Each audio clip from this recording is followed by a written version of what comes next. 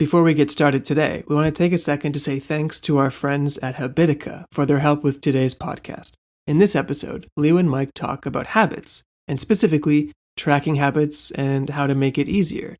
Habitica is a great way to do this. So if you're looking for a way to create better habits and, better yet, stick to them, try them out. We're happy to say that Habitica is also giving away free subscriptions to Teacher Talking Time listeners. For your chance to win a completely free subscription to Habitica, all you have to do is follow these 2 steps. Number 1, leave a review of Teacher Talking Time in Apple Podcasts or on Google. That link is in the show notes. And then number 2, take a screenshot of your review and send us a DM on Instagram. That's at Learn Your English. That's it. And good luck to everyone entering the contest. For one extra freebie from us, you can also download the Learn Your English personalized habit tracker on our blog post for this episode. You can find that at learnyyourenglish.net/podcast. With that said, let's get on with the show. All views and opinions expressed in this podcast may lead to learning. All information provided is for educational and developmental purposes only and is not intended to be a substitute for a growth mindset. Before taking action, please consult your motivation.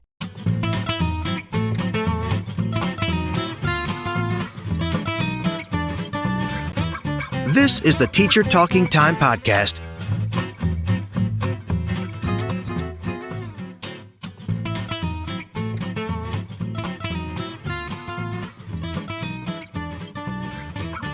Welcome to the Teacher Talking Time podcast for language learners, the cult of learning. The aim of our series is to encourage humans to find and pursue knowledge, while at the same time encouraging a passion in learning a foreign language. The Cult of Learning series are episodes for learners of languages.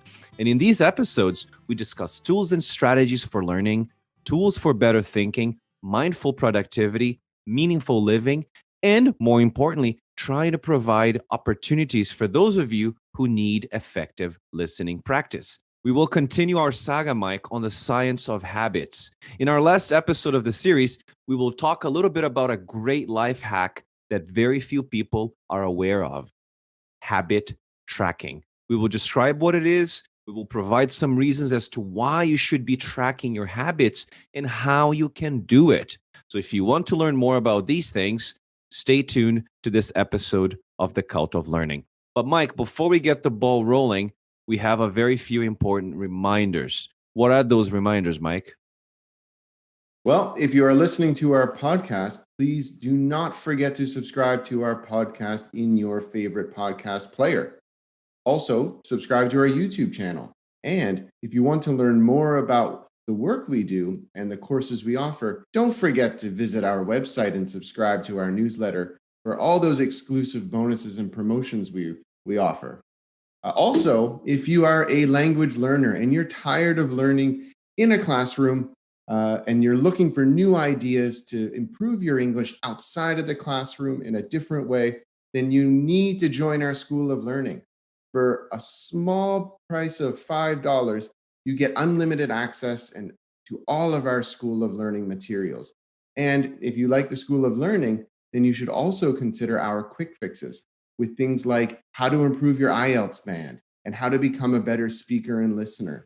And I can assure you that you will leave them feeling much more confident about your IELTS band, about your speaking skills, and more prepared to engage in that next conversation or ace that next test. I was just going to say that these quick fixes and the School of Learning are a great bargain for those of you who are looking, right, for language learning opportunities. $5 for the School of Learning a month and $20 for each quick fix. You won't find anything out there that is of this high level of quality and create great content, right, Mike?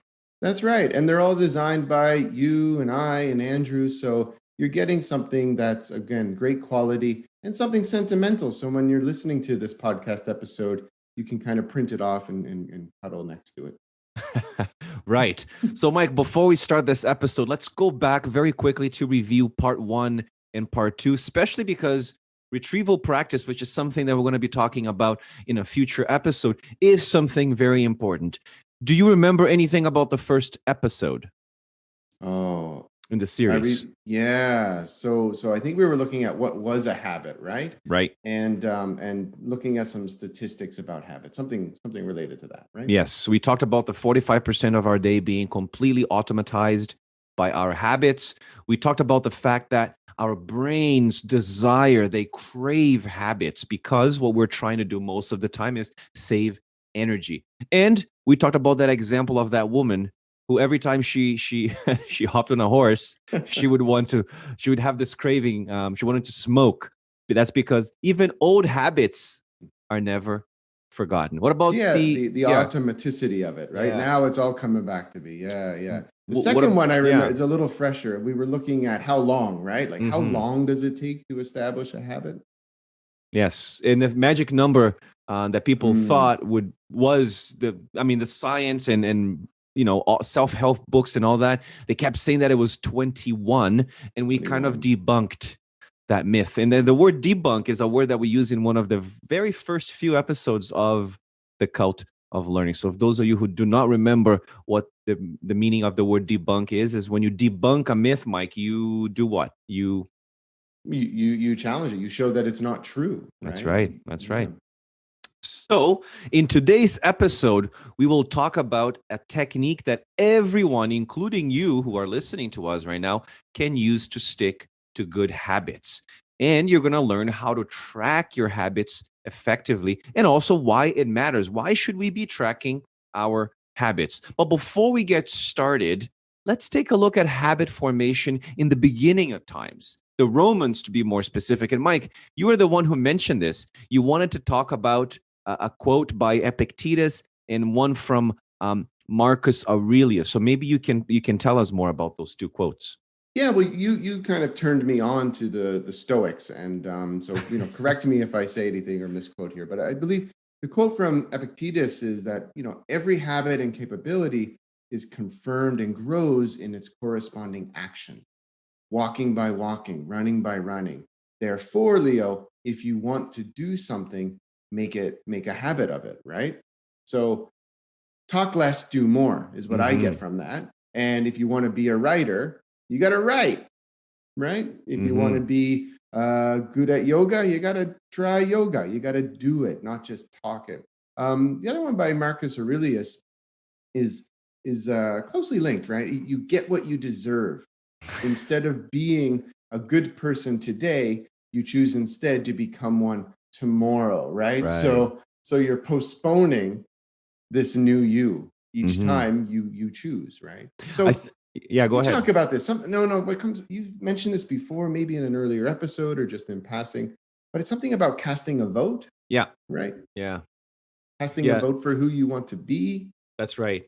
Well, and I think that connects to habit tracking because every time you perform that habit, every action that you take is basically that vote for the type of person that you really wish to become. It's not doing it once in a while that will transform your beliefs, but as you keep building up those votes, the evidence of your neo identity is kind of like becoming more clear to you. And I think it's very common for a lot of us, Mike, to think that when we look at a successful person like Michael Phelps, or we look at like Ronaldo, or even someone that we know that is like, oh, how does this person work out every day? How are they so successful? They have great relationships. They have great physical and mental fitness. And you might ask yourself, why can't I be like that person? Why can't that be me? What am I missing? What's holding us back? I think the answer is very simple, and it goes back to what you said here with Marcus Aurelius and Epictetus. We don't develop good habits. It's not something that we are taught in schools. It's not something that our parents, unfortunately, teach us. But now that we know better, we can actually do this. And Mike, it's not effortless. And I think that's another important thing. It's Right. like, Yes. it's not something that you do without effort. And I think the 21-day number seems to be very attractive to people because it seems effortless, right? Well, yeah, or there's an end to that effort. That Yes. after those 21 days, I will no longer have to work at it. But as many of our listeners know, that you know, it's important to just show up, right? We often talk Hmm. about that, and I think even Ronaldo will tell you that he's had bad workouts, but he's probably shown up and gone through the workout. So it becomes, again, this idea of casting the vote and tracking the habit, right? Making yourself accountable to someone. And that's it, because just to add to what you said, Mike, good habits are what makes success possible. Whatever success you're trying to achieve, you're trying to get a promotion, you're trying to meet new people or feel healthy. If you have those good habits, then you have, it's probably the surest path forward. But if you don't have good habits, and we're going to talk about that later in the episode, everything becomes, and you know this, it becomes a struggle, because you're basically fighting against your worst enemy, yourself. Because The mind. The mind, yeah. And the Stoics, Mike, the Stoics knew this. The Stoics knew this. Like we can teach you these habits, which again, I mean, we can teach ourselves these habits. Like we can stack up habits. We can track our habits, and that is what we're going to be talking about in this episode. So let's dovetail into habits and habit tracking more specifically, Leo. We've talked a little bit about starting habits, but good habits can be really hard to start. And as we said earlier, like really incredibly difficult to keep. Why is that? It's a good question. I am struggling with a few habits that I'm trying to incorporate into my life. One of them being meditating every day. But we all know people who struggle with that. We all struggle with habits. And I think that's where the habit tracker comes in. We've debunked that 21-day myth. And we even argued that the 66 days might not be that accurate at all. The reality is, and we all know this, you will always need to stay on top of your habits. But the question is, how? How do you know that you are actually on top of your habits? Mike, I would argue that the habit tracker seems to be the best solution to this problem, because you are not only going to be more mindful of your habits, but you're also more accountable for the goals that you set. I've had one for about 4 months now, Mike, and it's made a huge impact on my performance in my life. So I have a couple of examples here. So in January, I had six tracks that I wanted to start. One was to walk 10,000 steps every day. The other one was to work out 4 times a week. The other one was to read every day for at least 15 minutes before bed, meditate every day, and then drink more water. What is interesting about the habit tracker is that I'm able to track how many times I've done those things. And then at the end of the month, you get not only qualitative data, because you can talk about your emotions and your feelings when you were doing those things, but also you get the quantitative data. So just so you know, Mike, in January, my steps, I've reached 60% of my 10,000 steps a day. My workout was better, 87%. But here's where I failed miserably. Meditation, 5%. So out of a month, I only achieved 5% of that habit, which goes to show that now I know which habits I have already incorporated into my life. In this case, walking every day, working out. I don't have to. Those habits have become somewhat automatized. Right. But meditation, I need more. Yeah, and I think that maybe that's the main point, is that habit trackers are great for those new habits, emerging habits, right? Ones that aren't automatically there, so to speak. Yeah. And I also think, like, it sounds like it's really high tech, but maybe we'll talk about this a little later. But this doesn't need to be a high tech thing, right? Like, no. This isn't a tech episode podcast, right?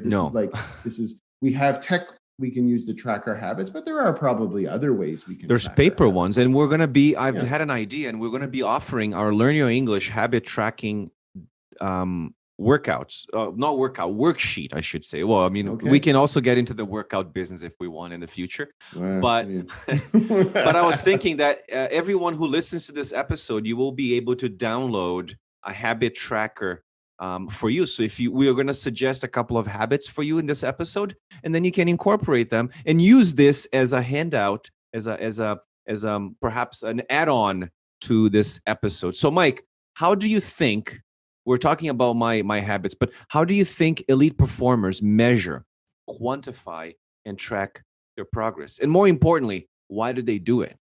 Yeah, I'm just thinking about like what we've said earlier on this podcast, and we've talked a lot about what good goal setting is, and I think a lot of them are good goal setters. So part of that includes something that's measurable, maybe even incremental. Like I doubt that Ronaldo sets out with a specific target that's quite large. I think that he probably works towards it. So he doesn't start out saying he's going to do 3 sets of 25 somethings sit-ups. He starts off saying we're going to start with 3 sets of 25 and then work up from there. So this kind of benchmarking or incremental improvement kind of comes to mind.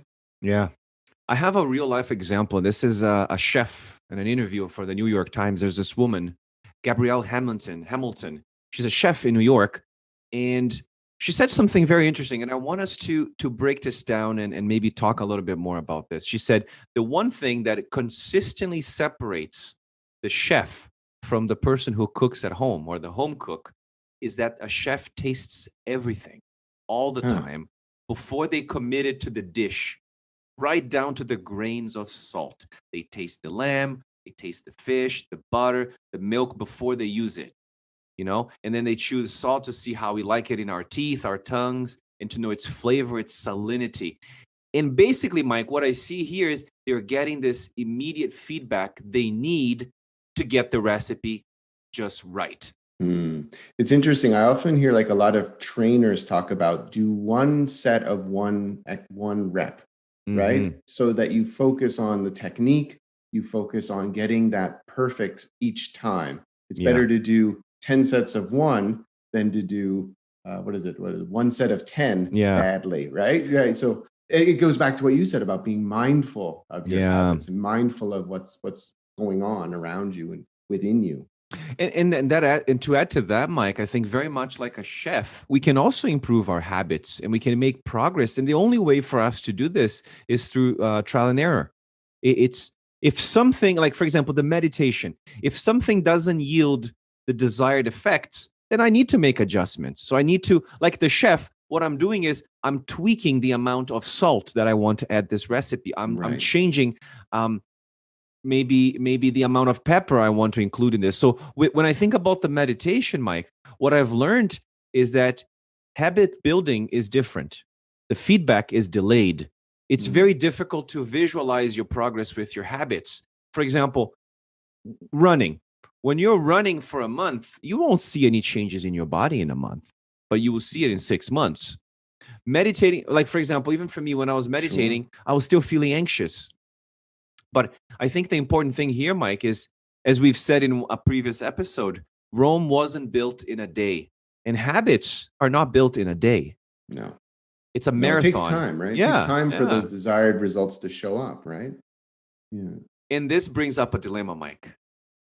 Waiting for the long-term rewards of your immediate efforts to accumulate, but you also need a reason to stick with them in the short term. Because like, I'm doing this, but like, why am I doing this? So where do we get this immediate feedback showing that we are on the right track?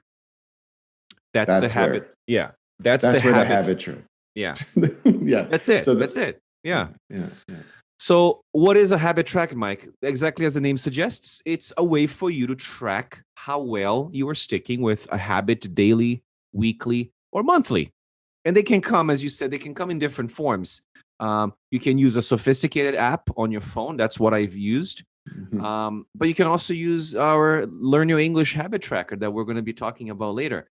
And there's an example here, and I wanted to bring this up because Jerry Seinfeld, I don't know how many of you know who Jerry Seinfeld is. Showing our age now. Yes.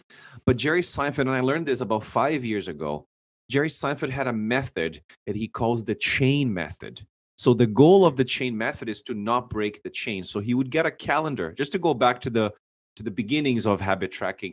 So people asked him, like, Jerry, how do you come up with so many jokes? He said, I write a joke every day. Okay. It's not a good joke, but every day I show up. He shows up. Okay. That's it. Yeah. So every day, Mike, he would put a little cross on his calendar.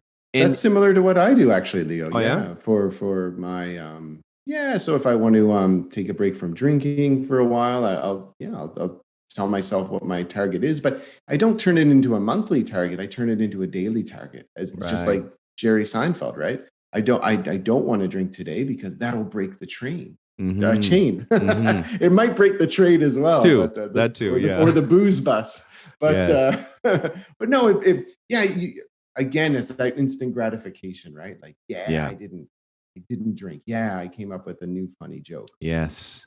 Yeah, and for me, that's what I did with meditation at first, is like trying to cross these axes. And as time passes by, the calendar becomes a record of your habit streak. And streak is a word that I think it's really important for us to teach our audience. Mike, what is a streak? A Yeah, habit well, streak. a habit streak. Yeah. Yeah. I think that, it's basically something that is continued over a period of time, right? So Hmm. just like Jerry Seinfeld, he's telling a joke, he's creating a joke every day, and that's going to turn in over time. That's going to turn into a streak, right? A 1 week streak, a 1 month streak, and so on. It's amazing when you have like a 3 month streak where you have been doing the same thing every day consistently. I've been able to do that with a few things, but I don't get very long streaks. I think like with meditation, for example, I got like 4 days in a row. Like, so that Yeah, was but my 4 day streak. It's not enough. well, meditation's tough, right? It's that could be a skill that perhaps you need coaching with, right? Hmm. And that's Hmm. the other side of life that we haven't explored deeply, but making the most of our support networks as well, right? Yes. Because there might be someone out there that could coach you a little bit with that. But you're not the only person I've heard Yeah. saying that focus and meditation is a Oof, challenge. it is hard. I think one of the reasons why I don't do it every day is because I'm dreading it. Because I'm like, in my mind, I'm probably thinking, why am I going to do this if I'm not going to do a good job? And I think we can talk about that later. Yeah. But the design, if you're using an app or if you're using a calendar or a piece of paper, it doesn't really matter. The point is, the habit tracker, Mike, as you said, it gives you that immediate evidence, that immediate feedback that you have completed a habit. It's very much like a signal that you are making progress. Of course, that is not everything that a habit track does. A habit track is powerful for many reasons, and we're going to talk about these reasons now. Mike, what are some of the let's nail it down to 5. What are some 5 reasons 5. for us to use a habit track? I mean, for me, the first one has to be the visual impact, right? Because it creates this visual cue that reminds you about how you acted that day, that moment, and so on, right? Okay. And again, I go back to this daily tracking ritual as being a good way of making goals feel more attainable. Mm-hmm. So not only is it visual, it somehow adds more attainment to the actual goal. It also boosts my confidence, right? Like, just personally speaking, because I'm feeling all of this progress, I actually don't want to break the streak. I want to put that checkbox on my calendar. Mm-hmm. And therefore, it keeps me focused, which I guess would be the 4th one. And then finally, as you can tell, and you mentioned this before, you get that satisfaction, right? Mm-hmm. And it's the satisfaction that keeps you motivated, because overcoming those smaller goals gives you confidence for your next goal. So in this case, overcoming that daily challenge and ticking that box gives you confidence that you can do it again tomorrow and the next day. Yes. Yes. So let's break them down. Let's break them down very quickly here so we can talk about each of them. So the first one you've mentioned, Mike, it creates a visual cue that prompts you, that reminds you to act. So when you're able to visualize something, the likelihood of you sticking to it is much higher. So the moment, like you said, the moment you see that X on your calendar, you want to act again towards that habit that you're trying to build. You don't want to break the chain. And interestingly, and I found this in one of the studies that I was reading in preparation for this episode, research shows that people who track their progresses on their goals, for example, losing weight or quitting smoking, are more likely to improve than those people who don't. Why do you think that is the case, Mike? No, it comes down to accountability. I think it's really obvious, right? You need to be honest with yourself, and you won't be able to get there unless you do so and stop lying to yourself. So the evidence is in front of you. If you see that you need to tick that box, then you're going to be more motivated to actually go through, put in the work, show up, and do it. Exactly. So reason number 2, as you said, Mike, it makes your goals feel more attainable. And I think for a lot of us, for many people, I think for everyone, I would say, one of the biggest problems when it comes to habit formation or getting started with habits is actually getting started. As you said, showing up, right? A lot of us have these humongous long-term goals, but they feel very intimidating. And then we say, I don't even want to start. Oh, exactly. Yeah. So and meditation's a great one. Yes. Yeah. A great example, I should say. Yeah. And with a habit tracker, you have those, as you said, Mike, you have those very small wins to look forward to every day. Like, for example, today I walked 10,000 steps. Oh, today I exercised. Today I drank 2 liters of water. So when you're able to break, and you said this, Mike, in the beginning of the episode, you're able to break those bigger goals into smaller day by day chunks, because then it will help you accomplish what you're aiming for in the long run. For example, preparing for this podcast episode, I didn't prepare this in a day. It took me 3 weeks to do all the research, but every day I spent 20 to 30 minutes researching for this episode, right? And maybe, Leo, and I don't want to go too far into this, because I know we're going to touch on this later. It becomes a game, right? It becomes a game. And I'm going to do this first, and that's my win. And then that's going to take me to this next stage. And rather than it becoming an end product, it becomes a process. Yes, I love that. And it's also really, really useful on bad days. Like when you're feeling down and you're feeling a little like beat up, I don't want to do anything. It's easy to forget about all the hard work and all the progress that you've made. But when you have the habit tracker, you have that visual proof of all your hard work and progress. It's there in front of you. Yeah. And if there's anything empty, right, then the motivation's there to get started and actually do it, right? Because you don't want to break the streak.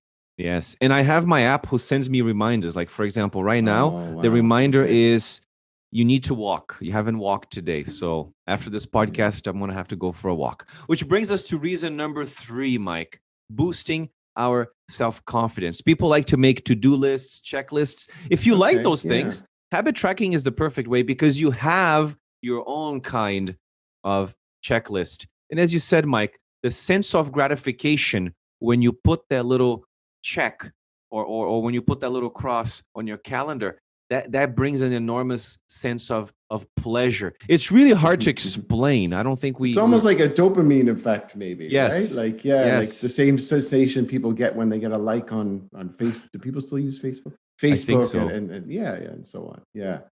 But I get that. And then the fourth reason, the fourth reason is that, of course, it helps with this idea of mindset, right? That you stated earlier, right? So again, it focuses on the process rather than progress, right? So rather than an end goal, you're focusing on the day-to-day actions that you need to do. Like Epictetus said, to become a walker, to become a runner, you got to walk each day to become a walker.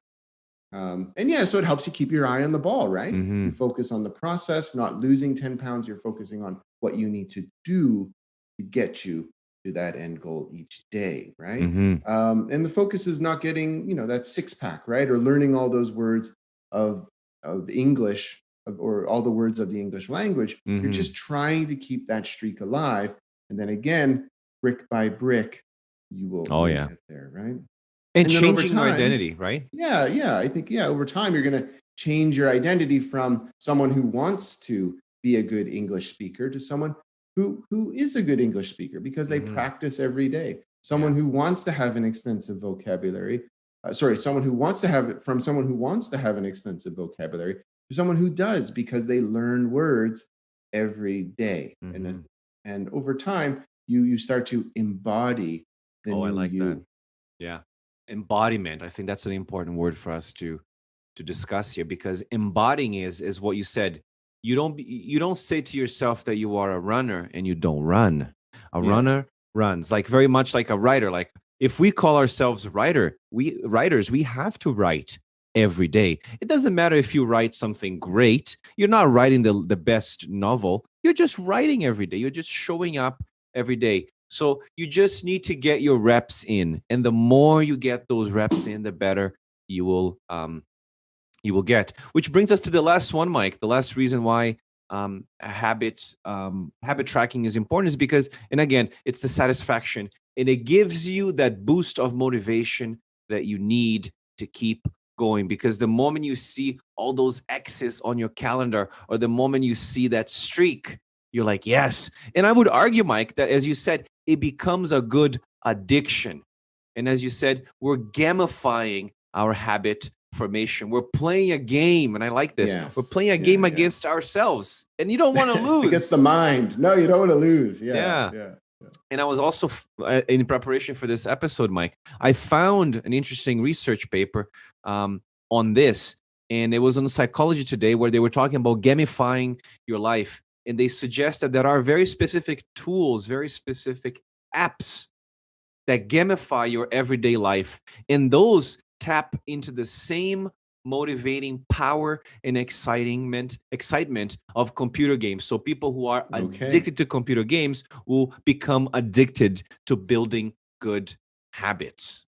Wow. Yeah, and this idea of gamifying your life is quite interesting. And I think it applies to those long-term habits we want to establish, but also short-term projects. And to give you an example, I recently attended a conference where and it was all online. So in order to promote engagement, they actually gamified the engagement. So you got points for reaching out and adding a new contact. You got points for asking a question in a presentation. You got points for attending that's nice. a roundtable outside of the conference presentations. So it kind of used the same system to kind of track your participation and encourage this genuine sense of community. And I think that, in my own work, I haven't done this, but this kind of ideas is almost inspiring me to maybe look at my own essay writing for my PhD and to say, okay, all right, I'm going to give myself 1 point for every reference I find at the library. I'm going to give myself 5 points for every article I summarize. And just as a way of changing it up. And because I love this idea, but I also see a place for it in our long-term habits, but also our short-term projects. And I think the good thing about, I love that, Mike. We need tools to make our choices explicit. What a habit tracker does, what gamifying your habit formation is, make those choices explicit, because you know very clearly what your choices are. Right. They're very obvious. Yeah. So you don't have to, your decision process is just a flow. You're like, I know I need to do this. You don't have to start the day and think, okay, what am I going to work on today? No, you have a list, you have the choices. And when you have the choices, I think you are less resistant to not doing them. But that's it. We're going to take a quick break. And when we come back, we're going to be talking about habit tracking ideas and what habits you should be tracking. We'll be right back. I studied English in a classroom for years, but felt I was not improving and not having fun either. I did not know how to learn a language. Then I found the Learn Your English online membership. My name is Victor and I am an LYE member. This membership is for people who are passionate about learning English in their own way. These are not classes. This is learning outside of the classroom. We learn by participating in activities just for us, effective and fun. The special thing about the community is that the teachers will do anything they can to find the best way for you to learn. In my case, it has been through philosophy, psychology, and life in general. Head over to the Learn Your English website for all the details. That is learnyourenglish.com. Ready to take control of your learning? Join me today in the Learn Your English student community. Hi guys, my name is Ethan from Korea. You are listening to Teacher Talking Time and the Learn Your English podcast. 안녕하세요. 제 이름은 에단이고요. 물론 한국인입니다. 지금 여러분은 Teacher Talking Time, the Learn Your English podcast를 듣고 계십니다. All right, everyone, and we're back again. We've been talking a little bit about tracking habits and the 5 benefits, really, of habit tracking. But let's talk a little bit more about this idea of what habits specifically should we be tracking, Leo? Because you mentioned that you had a long list of habits that you set out to track, but you didn't necessarily keep them up the same way, or there were some alterations that you've made along the way. So I guess a good question to start off with would be, should we track all of our habits? No. I think I got way too excited. I got carried away with my habit tracking ideas. I started with a list of 12 habits. And of course, I know it's too much. It's too much.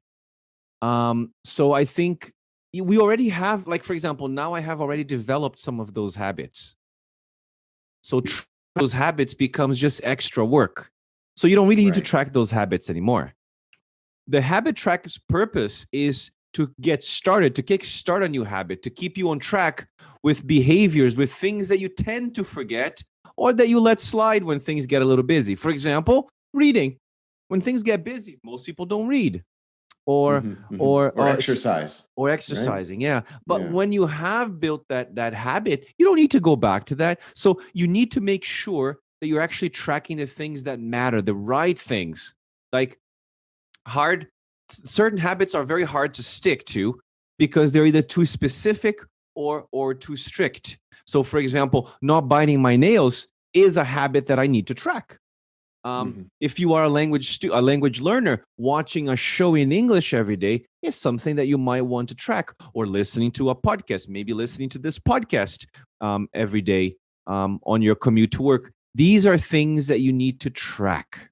Right. And the not specific element of that would be, I'm not going to watch this many English shows or this specific English shows because there might be something that comes up that stops me from doing so, right? Yes. So I'm just going to open it up and say, you know what? I'm going to watch a show in English. And maybe a show in English is a 10-minute YouTube video, right? But that's okay because I'm still doing it. I'm showing up. It doesn't matter what it is, as long as you say, for example, maybe one habit you could track, Mike, would be read one page. Actually, let's talk about this because James Clear, we know it's our idol. We should invite him on the podcast eventually.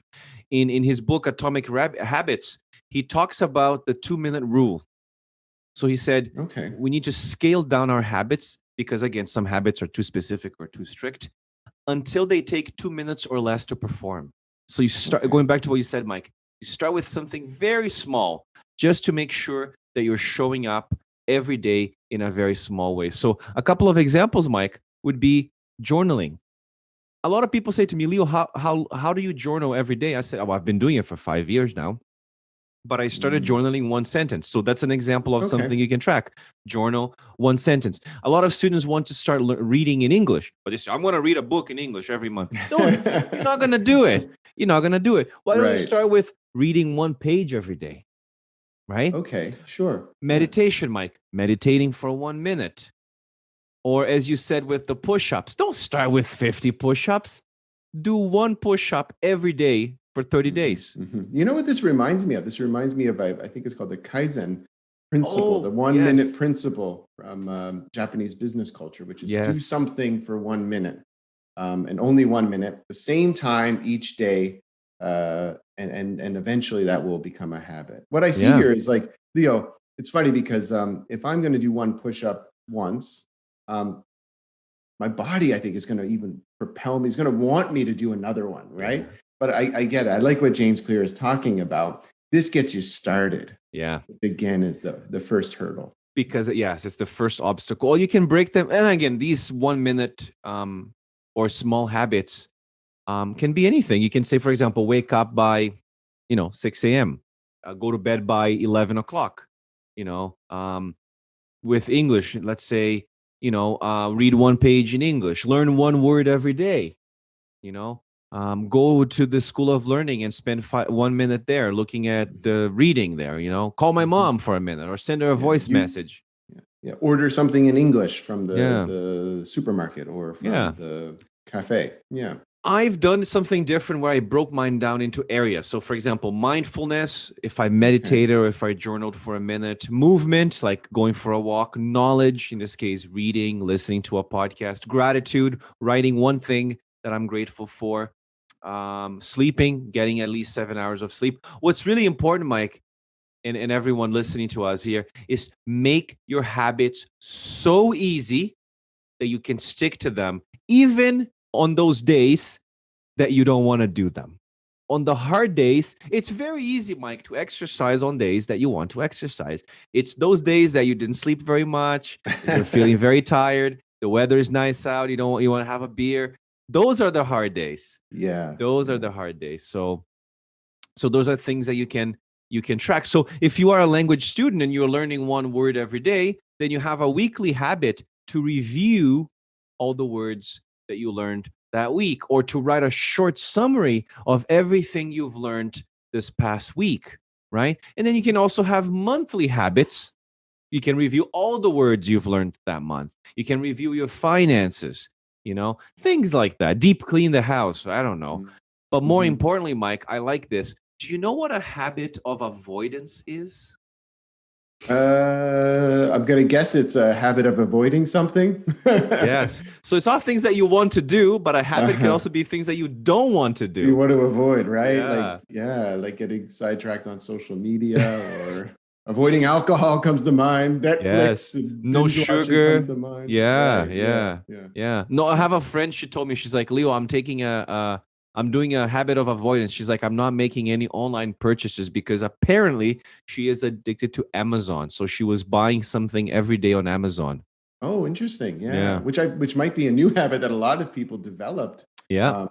Due to the COVID pandemic. Pandemic, yeah. So Leo, it's interesting because I'm just thinking, if we're using these tools on our phones, so it's a good thing. Yes, I'm tracking my habit on the phone, but maybe it's actually causing me to break my avoidance habit, right? Like I know that I had a habit tracking app on my phone, and one thing I didn't like was that it actually, in order to track my habits, I had to look at my phone, and then that immediately made me want to check my messages and all of the other kind of social media platforms. So I mean, yeah, maybe we can talk about that going forwards. Like, what are some options, and what are some That's my habit of avoidance. I have no notifications on my phone, so that's a big one. I have to. So if people send me messages, sometimes it takes me days to reply to them. I'm like, I'm sorry, I haven't checked my messages. So I have to. It makes you forget, Mike. You actually forget about your social media. You forget about messages. You forget about visiting those things, because if there are no notifications, you have to really open up the app and then see what's in there. So because in the past that would have been automatic. Yeah. Right. You would have done that with. And I don't want to do that. Yeah. So how do we get into the habit of habit tracking? Or using a habit tracker? Mike, I have to say, a lot of people might be resistant to this idea, because I resisted for a long time tracking my own habits and measuring, for example, my own food. And I think people have a similar resistance. But why do you think that is the case? Why do you think people resist tracking their habits? Yeah, I think people want to improve themselves, but I think accountability, I don't know if everyone likes being honest with themselves, right? Yes. Yeah. And it forces you, right? It actually forces you to take action. And I think some people fear that, right? Mm-hmm. Yeah. Yeah. 100%. Some people want to make a lot of improvements in their lives, but getting started can sometimes be challenging. And also, people don't like negative feedback, right? Yes. And perhaps when they start tracking their habits, they might be wired to think, well, what if I don't, right? What if I don't fulfill that habit that day? Then I won't be able to check that box, and then I'll feel guilty. Oh, 100%. Right. I think there are these kind of deeper emotional issues that people have to explore before they take on a new habit, right? Mm-hmm. Am I going to be able to do this? What, as you said, what am I going to do when it breaks down? How am I going to respond? Yeah. But those kind of immediately come to mind. But I think, again, there are clear benefits of doing it, right? Yeah. So it goes back to choosing easy habits, and then forcing yourself to stick to those habits.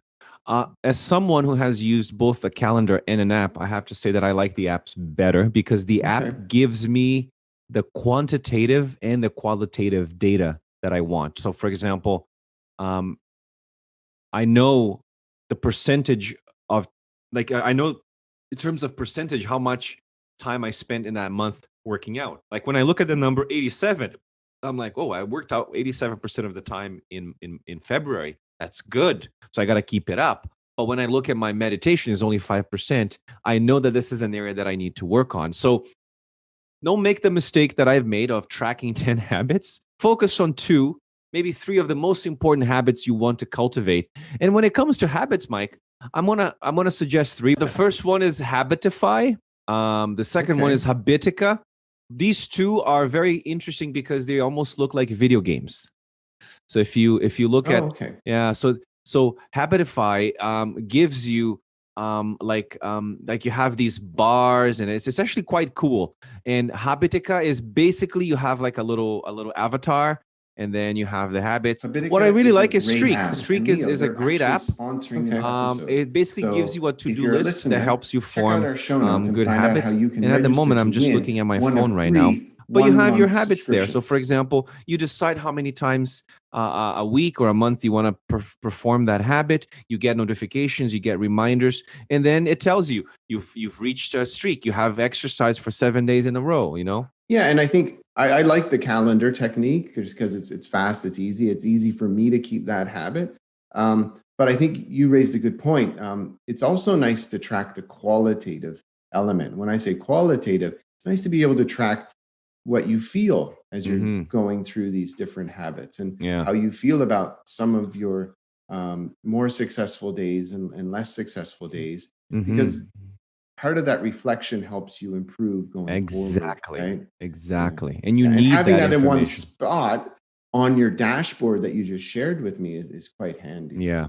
And one thing that I've learned from James Clear, and this is if you are a language learner, is that you can use cues to help you. So there's a formula. You say, after I do my current habit, I will track my habit. So, for example, after I read a page in English for 2 minutes, whatever, I will mark the do something in English column. And that do something could be listen to a podcast in English, maybe the Cult of Learning, do some work on the School of Learning, or read a page of a book in English. So that helps you stay accountable. But Mike, the important question as we get to the end of our episode here today, 2 more things we have to talk about. What do we do when our habits break down? So what happens when I'm going to actually ask this, when you fall off the wagon? And I think it's important for us to explain the meaning of the expression to fall off the wagon.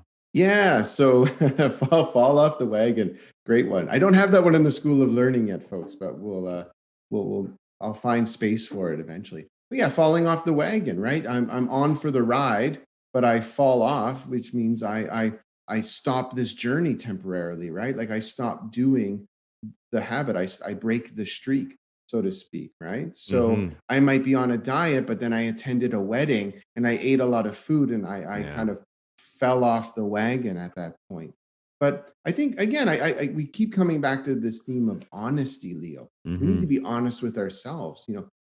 Perfection is unattainable. Yeah. Right. So we shouldn't expect perfection of ourselves, right? Yeah. Things come up, right? Family emergencies, issues, deadlines, weddings, change, weddings, right? So it's more about creating a kind of mental model, right? That you don't build negative momentum. You've talked about this earlier in this series, that you might miss a day, but you don't miss 2 days. No. Right? So you don't get negative momentum. Yes. I think that is my mental model, Mike. I never miss twice. Like, for example, yesterday, I was so tired yesterday. I had no energy. So I said, you know what? I'm not going to work out today. So today, second day, I have to work out. I have to avoid that second mistake. Because if you think about it, Mike, the first mistake is not the one that destroys you. Yeah. It's what happens after that first mistake. And again, I'm going to go back to James Clear because he has this amazing quote. And he said, missing once is an accident. Missing twice is the start of a new habit. But again, right, we have no one to blame but ourselves, right? Yes. We have to be accountable to ourselves. And a lot of that comes down to breaking that negative momentum. Yes. And yeah, so move away from trying to be perfect. Move away from this black and white, all or nothing mindset. It's okay to miss it once, but don't miss it twice. Because if you miss it twice, the third day, it's going to be a lot harder. And then you're building, as you said, Mike, you're building this negative momentum, which brings us to the last question. And this is a question that I've received from someone, and this is why I decided to include in this episode. This was a question from one of our listeners, and this person said that they're really enjoying the series on the science of habits. And they asked me, Leo, Mike, how long should we track our habits for? So, Mike, what's your answer? We know it's not 21. It can't be 21, right? It's not 30. I don't think it's 100. I don't think it's 365 days. The popular answer was 66, right? But as we said in the episode, it depends on the habit.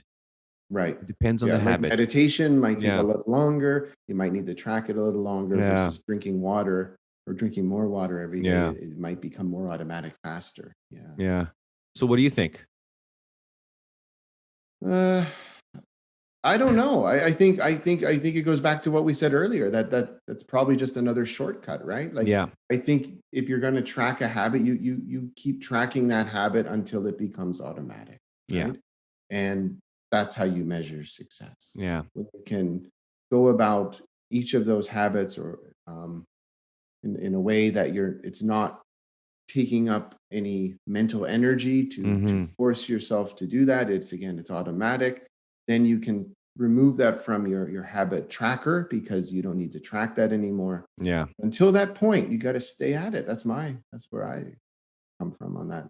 I'm with you on that. I think all habits, learning a language, exercising, what have you, everything becomes easier with practice. So the real question we should be asking ourselves is, what is the purpose of building these habits? I think the answer will always be forever, because habits, very much like learning, are lifelong processes. And I would even argue, Mike, going back to the idea of identity and embodiment, it's something that we need to adopt. And every time you do that, you perform that habit, you are automatically changing your identity. So that's it. Find those habits, start tracking them, and let us know how it goes. And if you want, as a bonus for this episode, you can go to our website, our Learn Your English website.net, and you should be able to download. We're going to give you the link in the show notes. You should be able to download the Learn Your English habit tracking worksheet. It's not going to be an app. We're just going to go back to the old paper model, Mike. Yeah, and we'll put a copy of that in our School of Learning for the members who have already signed up. Yeah, absolutely. Mike, I think that's it. This has been a great series. We've just wrapped the third and final episode. Any important takeaways from you? No, I just love what you said at the end. You'll become, after tracking all of these habits, you're going to start to embody a new you. And I think Leo and I, over the last year and a half, almost 2 years, Leo, we've embodied this role as podcasters. You've been gracious enough to subscribe and listen to these podcast episodes. So thank you. Thank you all very much. And good luck with all of your new habits and the new you.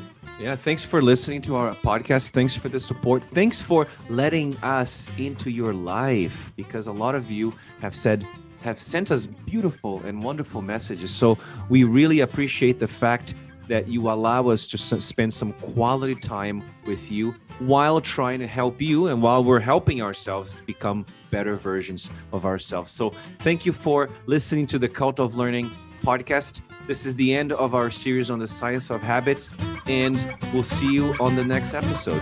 Take care, everyone.